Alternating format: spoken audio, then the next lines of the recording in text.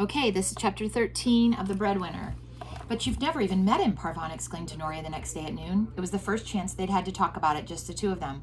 Of course I'd met him. His family and ours were neighbors for many years. But that was when he was a boy. I thought you wanted to go back to school. I will be going back to school, Noria said. Didn't you listen to anything Mother was saying last night? I'll be living in Mazar-i-Sharif in the north. The Taliban aren't in that part of Afghanistan. Girls can still go to school there. Both of his parents are educated. I can finish school and they'll even send me to the university in Mazar. All of this was written in a letter that had arrived while Parvana was out at work. The woman in the groom's family belonged to the same women's group as Mother. The letter had passed from one member of the group to another until it finally reached Mother. Parvana had read the letter, but she still had a lot of questions. Do you really want to do this? Noria nodded. Look at my life here, Parvana. I hate living under the Taliban. Give me 1 second, I'm going to shut the door.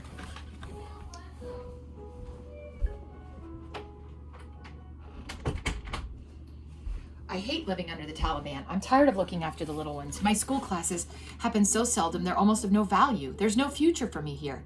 At least in Mazar, I can go to school, walk the streets without having to wear a burqa, and get a job when I've completed school. Maybe in Mazar, I can have some kind of life. Yes, I want to do this.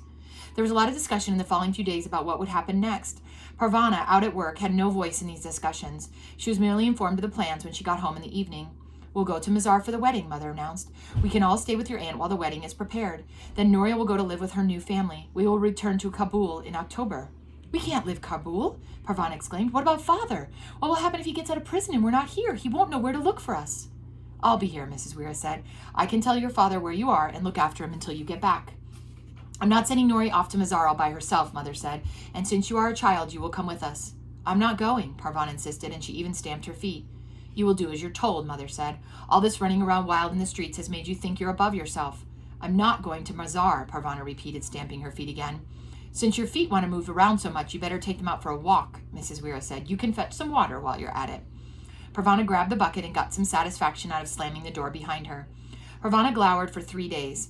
Finally, Mother said, you can take that awful frown off your face. We've decided to leave you here. Not because of your bad behavior. A child of 11 has no business telling her mother what she will and will not do. We're leaving you here because it will be too difficult to explain your appearance. Your aunt will keep your secret, of course, but we can't count on everyone to be so careful. We can't take the chance of word about you getting back here. Although she was glad to remain in Kabul, Parvana found herself sulking that they weren't taking her with them. I'm not satisfied with anything anymore, she told Shazia the next day. Neither am I, Shazia said. I used to think that if I only could sell things from a tray, I'd be happy. But I'm not happy at all. I make more money this way than I did as a tea boy, but it's not enough to make any real difference. We still go hungry. My family still argues all the time. Nothing is better. What's the answer? You're taking Abigail's edge. The Katinskis are leaving soon. Maybe someone should drop a big bomb on the country and start again. They've tried that, Parvana said. It only made things worse. One of the women in the local branch of the women's group was going to accompany Parvana's family to the city of Mazar. Her husband would go with them as the official escort. If the Taliban asked, Mother would be the husband's sister, and Noria, Mariam, and Ali would be nieces and nephews. Noria cleaned out the family cupboard one last time. Parvana watched her pack up her things. If all goes well, we'll be in Mazar in a couple of days, Noria said. Are you scared? Parvana asked. It's a long journey. I keep thinking of things that can go wrong, but Mother says everything will be fine. They would be traveling together in the back of a truck. As soon as I get out of Taliban territory, I'm going to throw my burqa and tear it into a million pieces. Parvana went to the market the next day to buy the family some food for the journey. She wanted to buy Noria a present, too. She wandered through the market looking at things for sale. She finally decided on a pen in a beaded case. Every time Noria used it at university, and later when she became a real school teacher, she would think of Parvana. We'll be gone for most of the summer, Mother reminded Parvana the night before they left. You'll be fine with Mrs. Weir. Do what she tells you and don't give her any trouble. Parvana and I will be good company for each other, Mrs. Weir said. By the time you get back, the magazine should be coming in from Pakistan, all printed and ready to distribute. They left very early the next day. The mid-July morning was fresh, but held the promise of hot weather to follow. We'd best be going, Mother said. Since there was no one else on the street, Mother, Noria, and Mrs. Weir had their burqas flipped up so that their faces could be seen. Parvana kissed Ali, who squirmed and fussed, grumpy from being woken up early. Mother got him settled on the floor of the truck. Parvana said goodbye to Miriam after that, then lifted her onto the truck. We will see you by the middle of September, Mother said as she hugged Parvana. Make me proud of you. I will, Parvana said, trying not to cry. I don't know when we'll see each other again, Noria said just before she climbed into the truck. She had Parvana's gift clutched in her hand. It won't be long, Parvana said, grinning even though tears fell from her eyes. As soon as your new husband realizes how bossy you are, he'll send you back to Kabul as fast as he can. Noria laughed and climbed into the truck. She and Mother covered themselves with their burqas. The women's group member and her husband were sitting in the front seat. Parvana and Mrs. Weir watched and waved as the truck drove out of sight. I think we could both use a cup of tea, Mrs. Weir said, and they went upstairs. Parvana found the next few weeks to be a strange time. With only herself, Mrs. Weir, and Mrs. Weir's grandchild, the apartment seemed almost empty.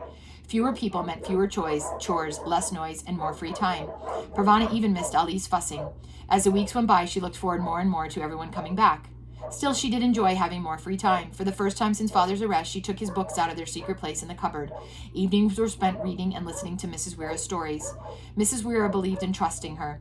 In some parts of the country, girls your age are getting married and having babies, she said. I'm here if you need me, but if you want to be responsible for yourself, that's fine too. She insisted that Parvana keep some of her wages as pocket money. Sometimes Parvana would treat Shazia to lunch at one of the kebab stands in the market. They'd find a sheltered place to go to the bathroom and keep working all day. Parvana preferred to come home at the end of the day rather than at noon. It meant that one more day was over and her family would soon be home. Toward the end of August, there was a bad rainstorm. Shazia had already gone home. She had seen the darkening sky and didn't feel like getting wet. Parvana wasn't so clever and she got caught in the rain. She covered her tray with her arms to keep her cigarettes dry and ducked into a bombed-out building. She would wait for the storm there and go home whenever it was over. The darkness outside made the inside even blacker, and it took a while for her eyes to adjust. While she waited for that to happen, she leaned against the doorway, watching the rain turn Kabul's dust into mud. Gusts of wind mixed with driving rain forced Parvana deeper inside the building. Hoping there were no landmines, she found a dry spot and sat down. The pounding of the rain beat a steady rhythm as it hit the ground. Parvana began to nod. In a little while, she was asleep. When she woke up, the rain had stopped, although the sky was no lighter. It must be late, Parvana said out loud. It was then she heard the sound of a woman crying. And that's the end of chapter 13.